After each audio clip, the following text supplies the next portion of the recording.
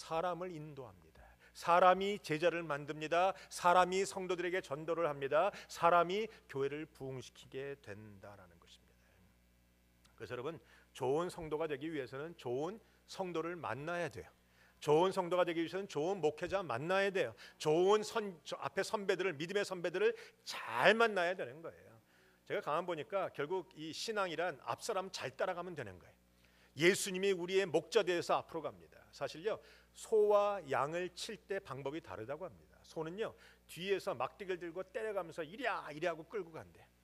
근데 양은 목자가 앞에서 지팡이 들고 퉁퉁 치면서 걸어가면 양떼들이 쭉 이렇게 앞에 양떼, 뒤에 양떼를 연결시켜서 쭉 따라온다라는 거예요. 기독교 신앙이 그렇고 우리 신앙 생활이 그렇습니다. 우리가 우리의 목자 되신 예수님이 앞에 목자로 걸어가시면 그 뒤에 목회자들, 그 위에 장로들, 그 위에 권사들, 그 위에 신앙의 선배들이 따라가고, 우리가 그다음엔 집사들, 그다음에 초신자들, 새신자들, 좌우지간 이렇게 쭉 따라가는 거예요. 그래서 앞사람 잘 따라가야죠. 앞사람 잘못 따라가다 보면 앞에 망나니 하나 만나면 옆 개구멍에 빠지고 옆에 수풀에 빠지고 돌다가 길 잃어버리고, 이게 다 앞사람 잘못 만나서 그러는 거예요. 여러분이 기도하세요. 하나님, 내가 인생에 좋은 목회자 만나게 하시고 좋은 믿음의 선배들 만나게 하시고 나를 잘 인도해서 주님 옆에 데려가는 그런 사람 만나게 해달라고 여러분 기도하시길 축원합니다. 우리는 누군가로부터 인도함을 받아야 제자가 되는 것이라는 것이죠. 두 번째, 인도함 받는다고 다 되는 것은 아니고 듣고 또한 결단하고 쫓아가는 사람이 돼야 돼. 오늘 세례 요한이 말합니다. 예수를 따르라. 그랬더니 이 사람들이 바로 따릅니다. 빌립에게 와보라. 빌립이 바로 쫓습니다. 여러분, 우리가 주님 앞에 제자가 되기 위해서는 무엇인가 버리고 결단하고 주님을 따라갈 수 있는 결단력이 있어야 돼요. 그래서 우리가 그것을 뭐라고 합니까? Surrender and follow라고 하죠. 기독교는요, 앉아있는 종교가 아니에요. 기독교는 행하는 종교입니다. 따르는 종교입니다. 내 삶 속에 말씀이 살아 움직이게끔 삶에서 나타나는 종교예요. 그래서 기독교는 산에 안 들어가요. 물론 기도하러 기도원에 조금 가기는 가지만 여전히 기독교의 핵심은 삶에 있는 거예요. 기독교는 삶에서 말씀으로 싸워가며 말씀으로 이기며 말씀으로 승리하며 내 삶을 바꿔가며 날마다 말씀으로 내 삶에서 행위가 드러나는 것, 듣고는 쫓는 것, surrender and follow가 우리 기독교에 있어야 된다라고 저는 봅니다. 세 번째로, 주님을 따르기 위해서는 근본적인 동기가 뭔지를 자꾸 체크하셔야 돼요. 오늘 제자들이 쫓습니다. 38절에 보니까 예수께서 돌이켜 그 쫓는 것을 보시고 물어 가라사대. 여러분, 사람들이 예수님을 쫓아와요. 사람들이 교회에 옵니다. 그러면 여러분은 어떻게 하십니까? 할렐루야, 어서 오십시오, 잘 오셨습니다, 뭐 이런 얘기 하지 않습니까? 근데 오늘 주님을 보니까 쟤들이 쫓는데 할렐루야 어서 와라고 말씀하지 않으시고 왜 따라오느냐 물어보셨어요. 무엇을 구하느냐. 이게 무슨 말이 뭡니까? 제자들은요, 목적의식이 뚜렷해야 된다는 거예요. 여러분은 왜 예수 믿으십니까? 여러분은 왜 예수 믿기로 결정하셨습니까? 여러분은 왜 예배를 드리시고 왜 교회에 나오셨습니까? 여러분, 목적의식이 없으면 우리가 대충 살다가 이것도 아니고 저것도 아니고 그냥 그러다가 시간을 보내는 일이 얼마나 많은지 몰라요. 많은 분들은 목적의식이 잘못돼서 변질되는 사람도 많습니다. 많은 사람들은 건강을 위해서 예수 믿는 사람도 있어요. 복받기 위해서 예수 믿는 사람도 있습니다. 다 잘못된 것이에요. 예수 믿는 이유란 분명합니다. 내가 구원받기 위해서, 죄 문제 해결하기 위해서, 복음을 들고 땅 끝까지 가기 위해서. 바로 이것이 예수 믿는 분명한 목적이라는 거예요. 여러분, 사람에게는 세 가지의 욕망이 있다고 합니다. 예수님이 그 공생을 시작하시고 사단에게, 마귀에게 이끌려 3번 시험을 받잖아요. 그 시험이 바로 인간의 욕망을 대표하는 시험이에요. 배고픈 예수님에게 독이 떡이 되게 하라, 돌이 떡이 되게 하라. 이게 뭐냐면 내가 무엇인가 얻고자 하는 거예요. 내가 지금 없는 중에서 있는 것을 만들어내고 뭔가 내가 없던 것에서 소유하게 되는 이 소유욕, 즉 무엇인가 얻고자 하는 그 욕심의 바탕으로 사단이 질문을 던져요. 사람은 무엇인가 얻고자 합니다. 두 번째 질문, 저 꼭대기 천하만국, 나한테 절하면 천하만국을 주겠다. 다시 말하면 내가 이 땅의 왕이 되겠다라는 거예요. 사람은 무엇인가 되고자 하는 명예욕이 있어요. 무엇인가 얻고자 하는 욕심과 무엇인가 되고자 하는 욕심과, 세 번째는 저 위에서 한번 뛰어내려 봐. 다시 말하면 사람들에게 무엇인가 보이고자 하는 욕망이 있어요. 맞죠? 얻고자 하고 되고자 하고 보이고자 하는 욕망이 인간의 욕망이에요. 이 욕망을 뛰어넘기 위해서는 우리가 목적의식이 분명해야 돼요. 목적의식이 잘못되면 우리가 결국은 타락하고 말아요.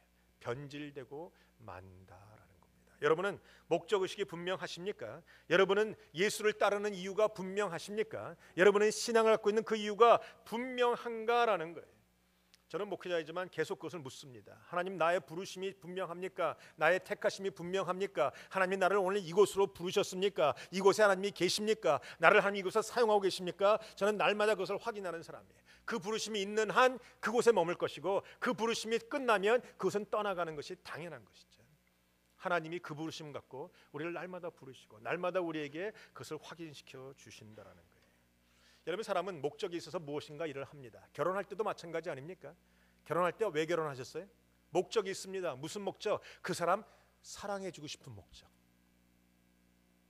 아니었어요? 그 사람 위로해주고 사랑해주고 아껴주고 정말로 귀하게 해주고 싶은 마음으로 결혼했어요. 결혼하는 아이들 눈을 보면 그냥 눈이 바짝바짝 초롱초롱 막 사랑이 뚝뚝뚝뚝 떨어집니다. 그냥 시간이 흘러가면서 목적이 바뀌어요. 사랑을 주려고 하다가 이제는 사랑을 받으려고 해요. 뭔가 위해 주려고 하다가 이제는 대접을 받으려고 해요. 그러니까 그때부터는 미워 보이는 거예요. 목적이 달라지면, 우리가 변질되면 행복과 기쁨도 사라집니다. 결혼했을 때 그 아내의 방구소리 얼마나 이뻤어요. 뽕뽕뽕뽕.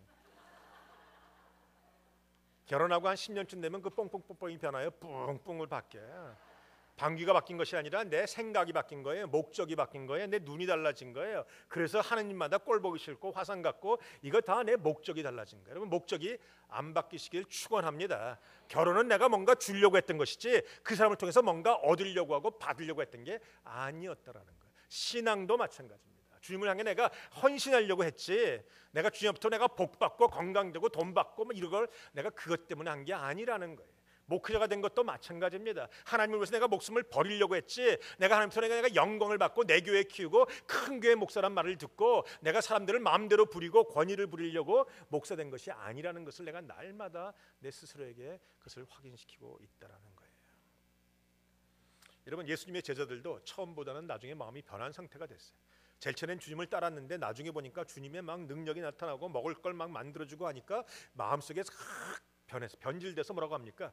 주님의 나라 임할 때가 언제입니까? 그러고 나서 그 전에 뭐라고 싸우죠? 주님의 나라가 임할 때 누가 큰 자입니까? 누가 주님 바로 옆에서 오른손 왼손 노릇 할 것입니까? 이것 때문에 싸우고 있는 변질된 일이다라는 거예요. 사실은요, 성도가 예수 믿을 때 그 첫 마음, 첫 사랑, 그거 변하지 않으면 교회는 편안해요. 그거 변하지 않으면 교회는 부흥하게 되어 있어요. 사랑이 철철 넘치고 교회 오면 기쁨과 행복이 끊어지지 않는다는 거예요.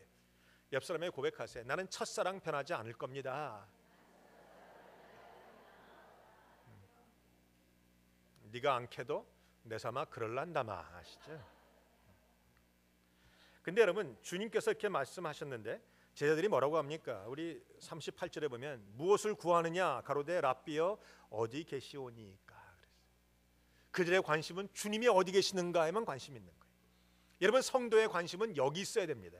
성도의 관심은 오늘 누가 나왔나 안 나왔나, 오늘 헌금이 얼마인가, 오늘 숫자가 몇 명이야, 뭐 이런 거 따지지 말고 성도들의 관심은 주님이 어디 계시는가, 주님의 마음이 어디 있는가, 주님의 손이 어디를 향하고 있는가, 주님의 눈이 무엇을 바라보고 있는가, 그것에 관심을 가져야 된다는 것이에요. 그 관심을 놓치면 우리는 엉뚱한 짓 하기 쉬워요. 김동호 목사님이 쓴 책에 보면 크리스찬 베이직이라는 책에 거기에 목사님의 젓가락이라는 대본이 나와요. 거기 보면 뭐 미국에 있는 성도님들은 별반 목사님의 젓가락에 관심이 없지만 한국에 계시는 분들은 목사님의 젓가락질에 관심이 많아요.